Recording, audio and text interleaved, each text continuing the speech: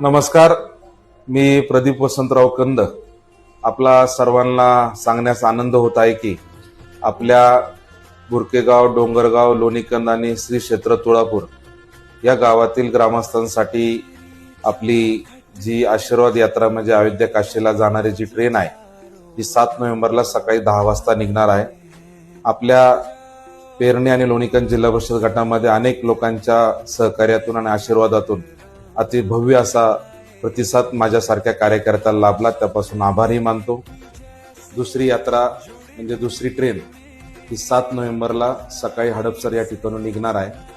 त्यामध्ये सहभागी होणारी जी गावं आहेत बुरकेगाव, डोंगरगाव, लोणीकंद आणि श्री क्षेत्र तुळापूर, त्या 4 गावांमधील ज्या यात्रेकरूंनी या आशीर्वाद यात्रेमध्ये सहभाग घेतलेला आहे, जे अयोध्या काशीला येणार आहेत, त्यांच्याकडे एक पावती आहे. ती पावती घेऊन उद्या रविवार दिनांक 2 नोव्हेंबर रोजी सकाळी 10 वाजता सिद्धेश्वर मंगल कार्यालयामध्ये यायचे. त्या कार्यालयामध्ये तुम्हाला 7 नोव्हेंबरला जाण्यासाठी ट्रेनमध्ये प्रवेश मिळण्यासाठी पास देण्यात येणार आहे. तरी आपल्या जवळकडची असलेली पावती ती सोबत तुम्ही घेऊन यायची. ज्याला यात्रेला यायचं आहे, ज्याला पास मिळवायचा आहे, त्या व्यक्तीने 2 तारखेला म्हणजे रविवारी उद्या आपल्या सिद्धेश्वर पॅलेस या ठिकाणी मेळाव्यासाठी यायचे.